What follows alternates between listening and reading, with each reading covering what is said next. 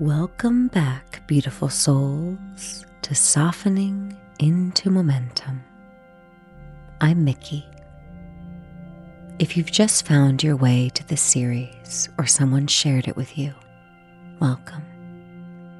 Please feel free to go back and revisit any past episodes at any time. Over these past 4 weeks, we've been walking together. You've met right view, the practice of seeing clearly from a regulated place. You've sat with right intention, the quiet courage of letting the heart speak before the strategy takes over. You've worked with right speech, turning the 4 gates inward and learning to talk to yourself the way you talk to someone you love.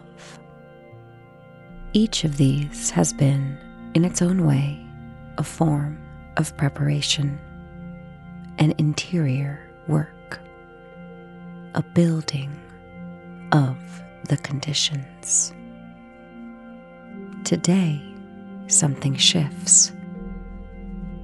Today, we step into right action, an action, real, embodied, values-aligned action requires something that we don't talk about enough in spiritual circles. It requires a particular kind of courage. Not the courage of force, not the courage of grinding through, the courage of a lion who pauses before the leap, who feels the ground beneath their feet, who acts from genuine presence, not from panic. Take a breath with me.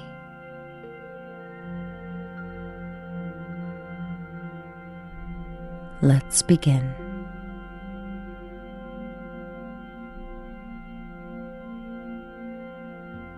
Right action in the Buddhist tradition is about embodied ethics. It's about what we actually do, how we move through the world, how we treat ourselves and others, how we participate in our own lives. Classically, it includes abstaining from taking life, from taking what is not given, and from harmful sexual conduct. But the deeper teaching beneath these specifics is this. Right action is about alignment. It's about the integrity between what you value and what you do. It is not about perfection. I want to say that again. Right action is not about never making a mistake.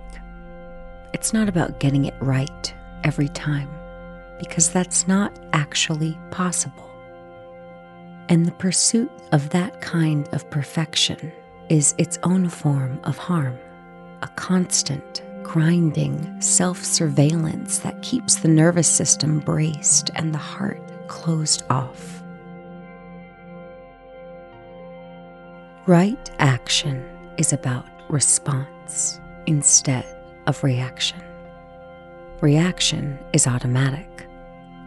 It will bypass our awareness.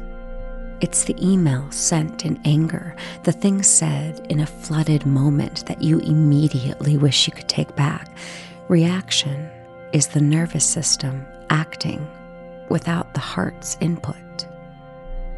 But response is different.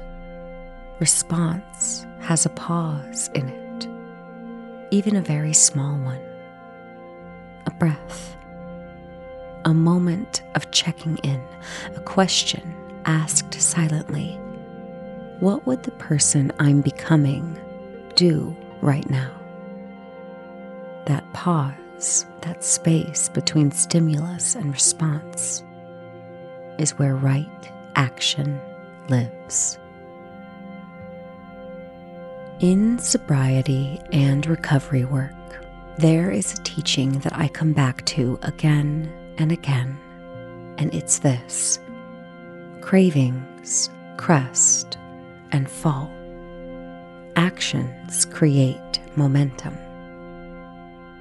Neuroscience confirms this. The urge, whether for a drink, a hit, a scroll, a text to someone you know isn't good for you, that urge itself typically peaks within 15 to 30 minutes, and then, if not acted upon, it begins to subside. The wave crests, and then it falls. But action creates the momentum. A response becomes a habit, becomes a character, becomes a life. This is not meant to be heavy. It's actually meant to be freeing, because it means that every moment is a new moment. Every cresting wave is an opportunity to practice the pause. And every time you pause, even once, even briefly, you're building the muscle. Right action is built one pause at a time.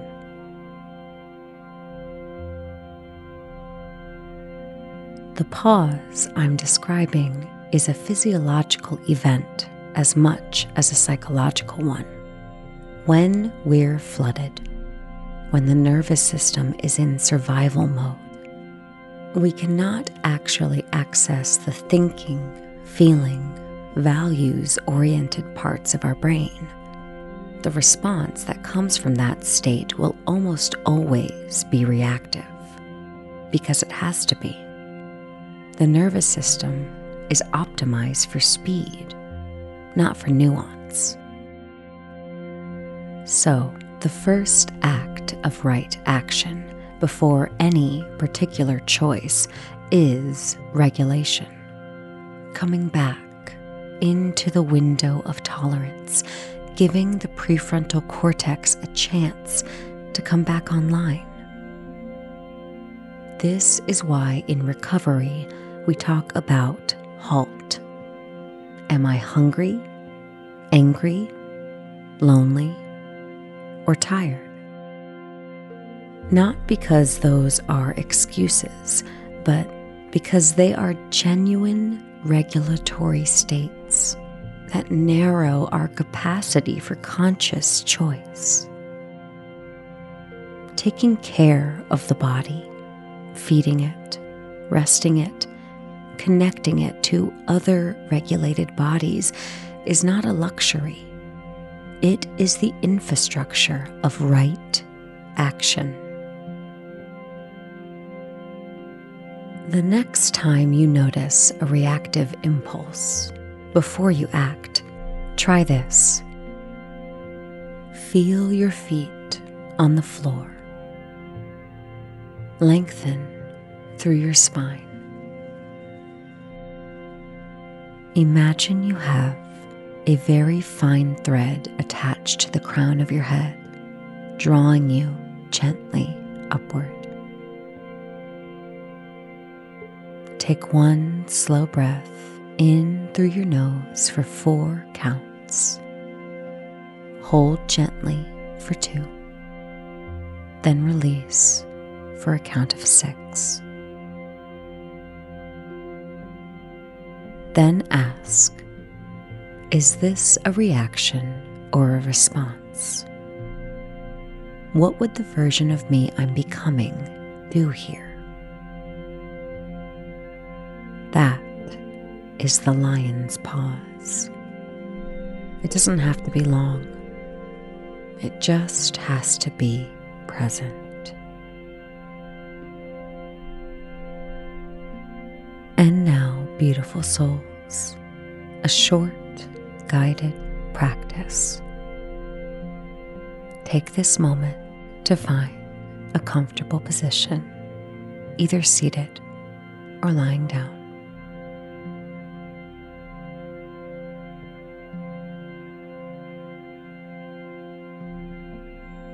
Come into your seat. Feel your feet pressing into the floor. Your back against whatever is supporting you. Taking 3 steady breaths. Inhaling through the nose and exhaling through the mouth.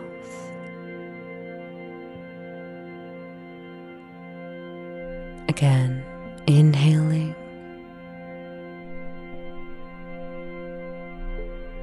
and release.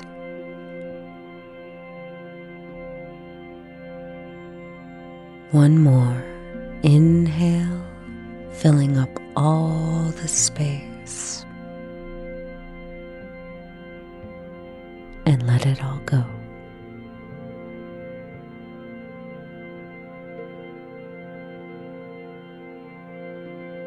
Feel your feet, both of them. The full sole, the heel, the ball of the foot, the toes. Let your feet be heavy. Let them press down and stay.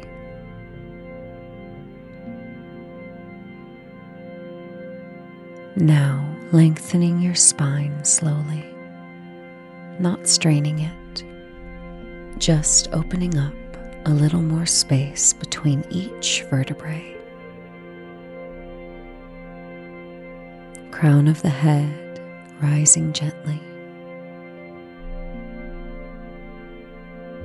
Feel the dignity in this posture.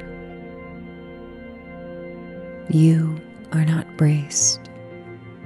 You are not collapsed. You are upright and present. Take a breath from this place.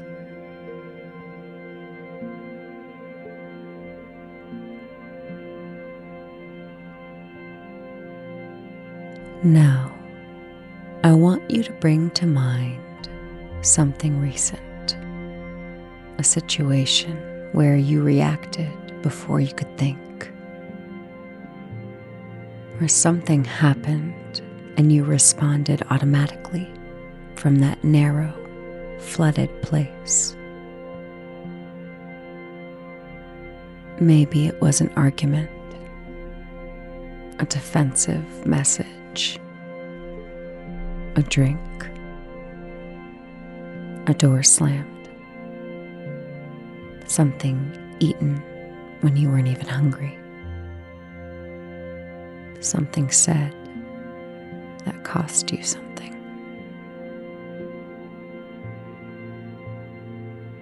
Bring it gently, compassionately to mind. Don't judge it. Just see it clearly. And notice, where were you in your body in that moment? Was there heat somewhere? Tightness in the chest or throat? A kind of static? Or a feeling of going very cold and flat?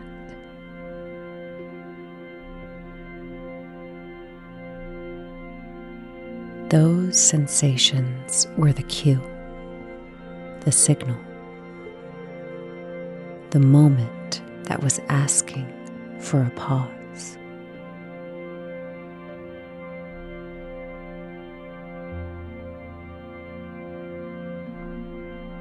Let's practice the pause now from the safety of this meditation.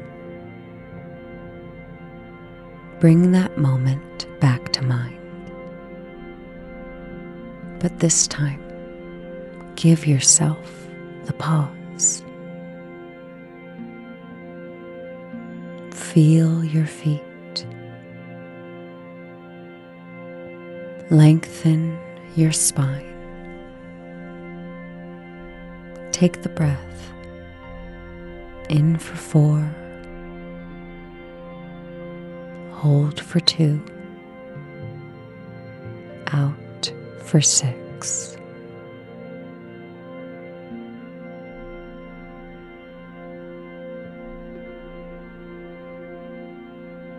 And from that place, ask, what would the version of me that I'm becoming do here?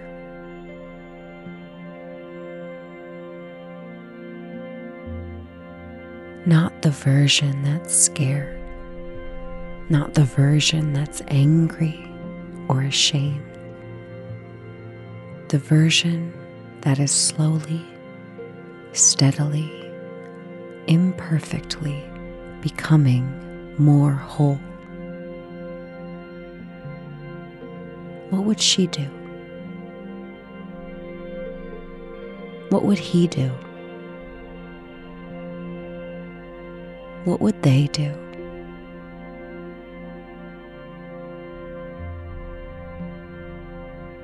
Let the answer arise without forcing it.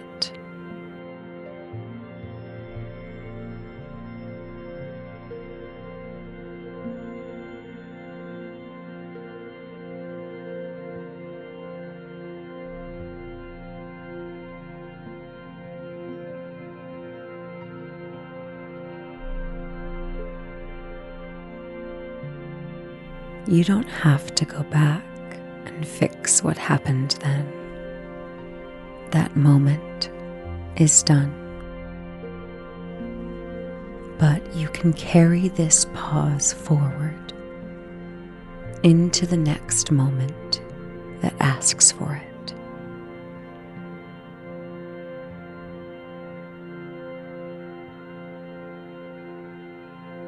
Let's close this practice by offering metta, loving kindness to ourselves. You may repeat these phrases silently or aloud. May my actions reflect who I am becoming.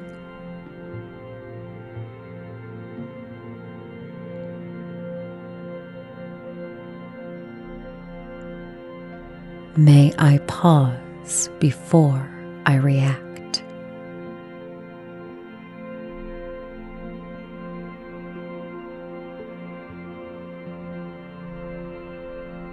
May I be gentle with myself when I forget.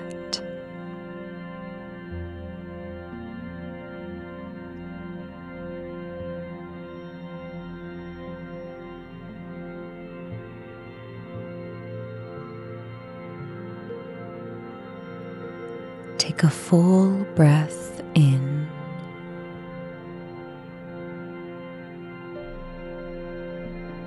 and let it go slowly.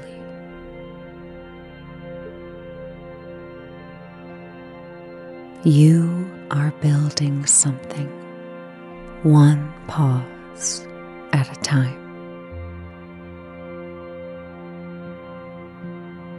The Courage of the Lion extended meditation, including a longer body-based practice for moments of acute craving or reactive impulse, is available in the Studio Stillness Library inside the Metta Momentum Sangha on School. Come find us. We practice these pauses together in real time every Tuesday and Wednesday. Next week, right livelihood. The tender, complicated question of whether the life we're building actually supports the healing we're trying to do. Until then, beautiful soul, feel your feet. Lengthen. Breathe. Pause. That experience the whole practice. That's everything. The Softening into Momentum podcast is lovingly curated, created, written, edited, and produced by me, Miki Byrne, with accompanying sound bath frequencies by my good friend, Static. If you would like to dive further into his incredible musical work, please go to YouTube at Static is Noise. My new book, Permission to Be, a memoir about sobriety, self-trust, and learning to come home to yourself, is out now in print, ebook format, as well as the intimate audiobook version available exclusively on School. All links in the show notes. Thank you so much for softening into this moment with me. Until we meet again, Namaste.